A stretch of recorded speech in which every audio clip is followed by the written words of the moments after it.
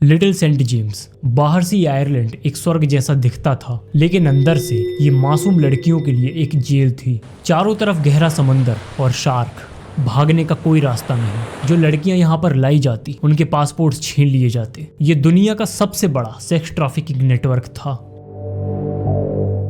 लेकिन रुकिए, इस आयरलैंड का असली मकसद सिर्फ मजे करना नहीं था, बल्कि इसका मकसद दुनिया के सबसे ताकतवर लोगों को अपनी मुट्ठी में करना था।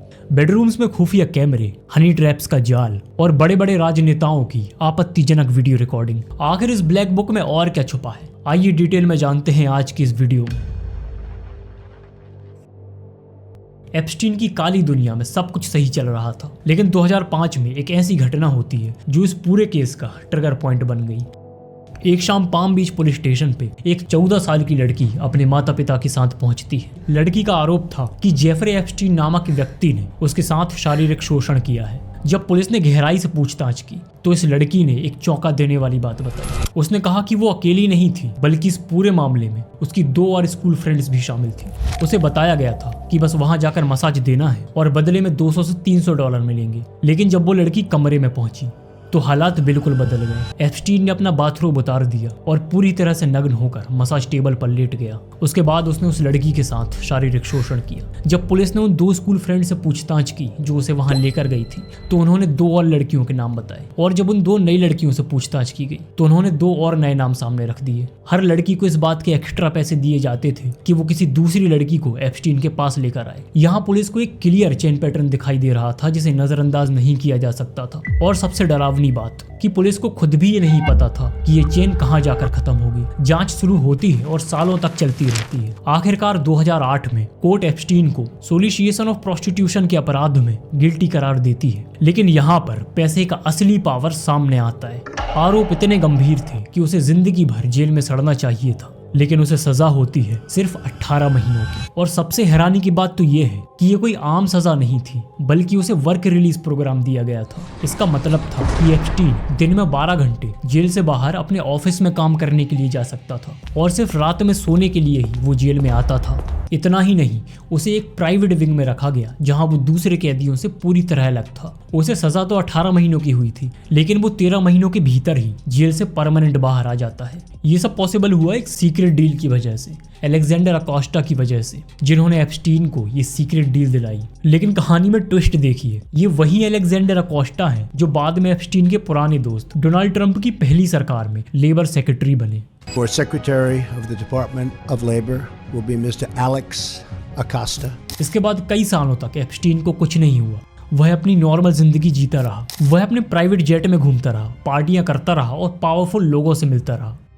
लेकिन इस दौरान 2 ऐसे लोग सामने आए जिन्होंने ठान लिया कि एप्स्टीन को बचने नहीं देना। पहला नाम ब्रैड एडवर्ड्स, पेशे से एक वकील जिसने 10 साल तक चैन की एक भी सांस नहीं ली। उन्होंने फेडरल सरकार के खिलाफ एक बेहद बड़ा केस फाइल किया। ये केस सालों तक अदालतों में घिसटता रहा, बार बार दबाने की कोशिशें हुई, लेकिन ये फाइल कभी भी आधिकारिक तौर पर बंद नहीं हो पाई।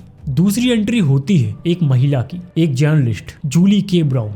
2009 में जब एप्स्टीन जेल से रिहा होता है तो वो इस केस को बेहद करीब से फॉलो करने लग जाती है। सालों तक दस्तावेज, कोर्ट रिकॉर्ड्स और गवाहियां खंगालने के बाद नवंबर 2018 में वो एक पूरी रिपोर्ट सीरीज पब्लिक करती हैं कि कैसे सिस्टम ने एप्स्टीन को बचाया। और जैसे ही ये रिपोर्ट पब्लिक होती है, लोगों का गुस्सा फूट पड़ता है। पहली बार एप्स्टीन से ज्यादा सिस्टम पर सवाल उठने लगते हैं। पब्लिक डिमांड बनने लगती है कि एप्स्टीन केस की दोबारा जांच की जाए। इसी दबाव के चलते न्यूयॉर्क में एप्स्टीन के खिलाफ एक फेडरल जांच शुरू होती है। जूली ने अपनी इन्वेस्टिगेशंस में 80 से ज्यादा विक्टिम्स की पहचान की थी। अखबारों में छपी रिपोर्ट्स का असर ये हुआ कि कई नई लड़कियों ने भी हिम्मत जुटाई और पहली बार सामने आकर अपने साथ हुए शोषण की कहानी सुनाई। इन बयानों के बाद जब FBI ने एक स्वतंत्र जांच शुरू की तो एक और चौंका देने वाली बात सामने आई। एप्स्टीन बदला नहीं था, वो सुधरा नहीं था, बल्कि 2018 और 19 में भी लगातार वो कम उम्र की लड़कियों के संपर्क में था। इस बार एविडेंस बहुत क्लियर था, इतना क्लियर कि सिस्टम के पास पीछे हटने का कोई मौका नहीं था।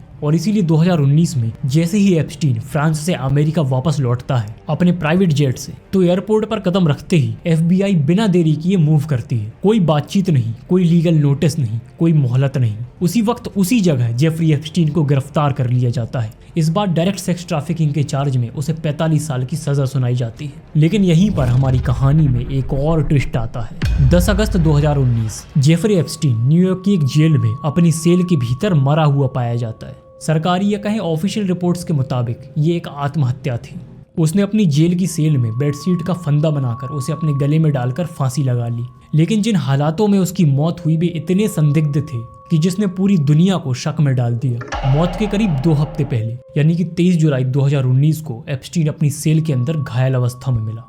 उसकी गर्दन पर निशान थे और जिसके बाद उसे सुसाइड वॉच पर रखा गया। लेकिन हैरानी की बात तो ये है कि उसकी मौत के कुछ ही दिन पहले जेल प्रशासन ने उसे सुसाइड वॉच से हटा दिया, जबकि रिकॉर्ड्स के मुताबिक उसकी मानसिक स्थिति अभी भी सही नहीं थी। जेल के नियम साफ कहते हैं हर हाई रिस्क कैदी की सेल में कम से कम 2 कैदी होने चाहिए। लेकिन जिस रात एप्स्टीन की मौत हुई उसका सेलमेट वहां से हटा दिया गया था। एप्स्टीन बिल्कुल अकेला था। उस रात ड्यूटी पर तैनात 2 गार्ड्स को हर 30 मिनट में एप्स्टीन को चेक करना था, लेकिन उन्होंने ऐसा नहीं किया। बाद में जांच में सामने आया कि वे सो गए थे या इंटरनेट चला रहे थे। और आखिरी और सबसे चौंका देने वाली बात, जिस कॉरिडोर में एप्स्टीन की सेल थी वहां लगे सीसीटीवी कैमरे उसी रात या तो खराब हो गए या उनकी फुटेज रहस्यमयी तरीके से गायब हो गई।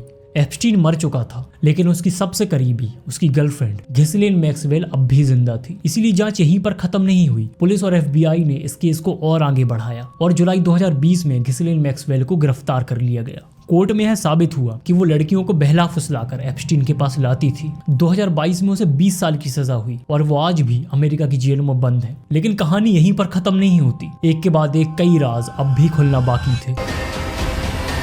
एप्स्टीन की मौत के बाद खासकर जनवरी 2024 में एक अमेरिकी कोर्ट ने हजारों पन्नों के दस्तावेज को सार्वजनिक करने का ऑर्डर दिया, जिन्हें आज एप्स्टीन फाइल्स कहा जाता है। इन दस्तावेजों में ऐसे नाम सामने आए कि जो राजनीति, बिजनेस और ग्लोबल एलाइट की ऊंची कुर्सियों तक पहुंचते थे, जैसे Prince Andrew, bill Clinton, Donald Trump, Michael Jackson और बिल गेट्स। लेकिन इन तमाम नामों में से एक नाम ऐसा था जो सिर्फ फाइलों में नहीं बल्कि एप्स्टीन की प्राइवेट जिंदगी में भी बार बार आया, डोनाल्ड ट्रंप और एप्स्टीन 20 साल तक बेस्ट फ्रेंड्स थे। 1980 के दशक में ये दोस्ती इतनी गहरी हो गई कि वे एक दूसरे के बंगलों, ऑफिसेज, ट्रंप प्लाजा, होटल और कैसीनोज में टाइम स्पेंड करते। एप्स्टीन को ट्रंप के साथ लगभग हर पार्टीज में देखा गया।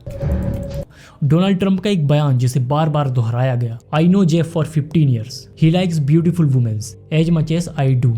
बाद में जब कोर्ट के आदेश पर एप्स्टीन फाइल्स को सार्वजनिक किया गया तो डोनाल्ड ट्रंप का नाम इन फाइलों में बार बार दिखाई देता है। एक ईमेल में जो एक रिपोर्टर को भेजा गया था, एप्स्टीन ने लिखा, ट्रंप को लड़कियों के बारे में पता था क्योंकि उसने मैक्सवेल से ये सब रोकने को कहा था। एप्स्टीन के अनुसार ट्रंप को पता था कि क्या हो रहा है, लेकिन वो साइलेंट रहा, पुलिस को नहीं बताया। बात यही नहीं रुकती। एक लिमोजिन ड्राइवर ने 27 अक्टूबर 2020 को FBI को बताया कि जब वो 1995 में ट्रंप को टेक्सास एयरपोर्ट ले जा रहा था, तब ट्रंप फोन पर एक लड़की के साथ शोषण करने की बात कर रहा था। कॉल रिकॉर्ड्स के अनुसार 4 साल के बाद यानी 1990 में जब ड्राइवर ने ये बात एक महिला को बताई तो वो शांत हो गई और फिर उसने कहा, ट्रंप और एप्स्टीन ने मुझे किया है। इस महिला ने ड्राइवर को बताया कि एक दूसरी लड़की के द्वारा उसे एक फैंसी होटल या एक बिल्डिंग में ले जाया गया जहां उसका हुआ। लेकिन इस पूरी कहानी में एक और बड़ा ट्विस्ट है। 10 लाख से ज्यादा डॉक्यूमेंट्स बचे हैं जो अभी पब्लिक नहीं हुए, और जो डॉक्यूमेंट्स पब्लिक किए गए हैं वो भी बहुत रिडक्टेड है।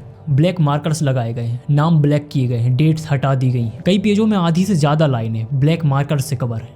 समय के साथ हम देखेंगे कि आगे कितने मिनिस्टर्स और अरबपति फंसेंगे और एप्स्टीन फाइल की ब्लैक बुक में कितने नाम रिलीज होंगे। एप्स्टीन की ब्लैक बुक आज भी पूरी तरह से खुली नहीं है और जब तक इस केस से जुड़ा आखिरी पन्ना सामने नहीं आता, कहानी अधूरी रहेगी।